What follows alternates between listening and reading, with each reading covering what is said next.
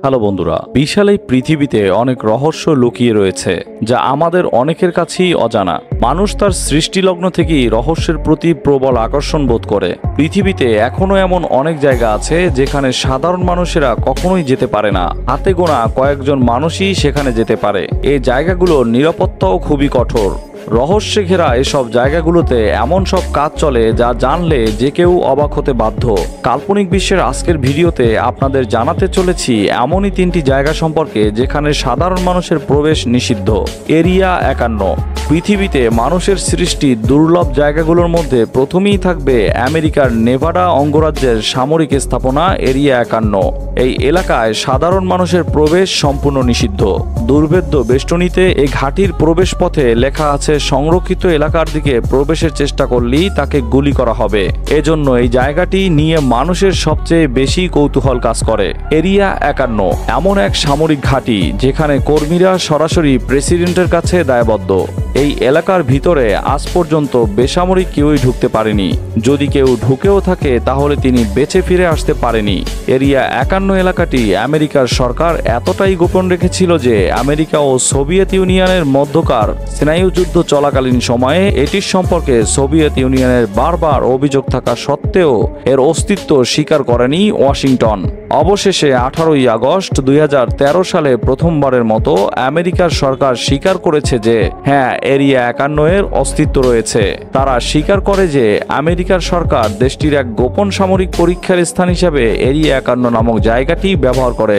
এই এলাকার আশেপাশের অনেক অধিবাসীরাই বলে থাকেন এই স্থানটিতে ভিন গ্রহের প্রাণীদের কাল্পনিক যান ফ্লাইং সসার উড়তে দেখা যায়। এছাড়া চাঁদে যাওয়ার যে দৃশ্য টিভিতে দেখানো হয়েছিল সেটিও নাকি এই এরিয়া 51 এর ধারণা করা হয়েছিল বলে বিতর্ক রয়েছে।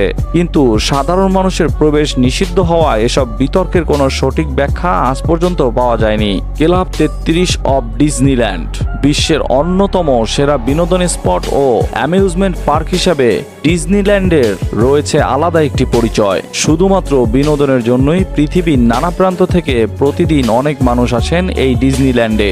মূল ডিজনিল্যান্ড সবার জন্য উন্মুক্ত হলেও এখানকার একটি স্থান খুবই গোপন। স্থানটিতে কেউ ইচ্ছা করলেই ঢুকতে পারবে না। পৃথিবীর সবচেয়ে গোপন এবং রহস্যময় স্থানের তালিকা উঠে আসা একমাত্র ব্যক্তিগত বা প্রাতিষ্ঠানিক পর্যায়ের স্থান এটি। অন্য স্থানগুলোর সাথে কোনো না কোনো দেশ বা কোনো না কোনো গোয়েন্দা সংস্থা জড়িত রয়েছে।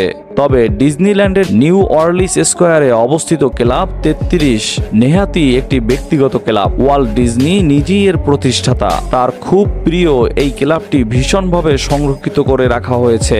এখানে প্রায় সব সময় মদ বিক্রি হয়, তবে কাগজে কলমে কোথাও কোনো মদের উল্লেখ নেই। দাপ্তরিকভাবে মদের ব্যাপারটিকে একেবারেই চেপে যাওয়া হয়। এই ক্লাবটির সদস্য হওয়া মোটেও সহজ কোনো বিষয় নয়। আপনি এখানে যদি সদস্য হওয়ার ইচ্ছা পোষণ করেন তাহলে আপনাকে প্রচুর টাকা গুনতে হবে এবং তা হতে পারে 10 থেকে 30 হাজার মার্কিন ডলার, বাংলা টাকায় যা প্রায় 30 লক্ষ টাকা। আর এখানকার বার্ষিক চাঁদা 3275 থেকে 6100 মার্কিন ডলার।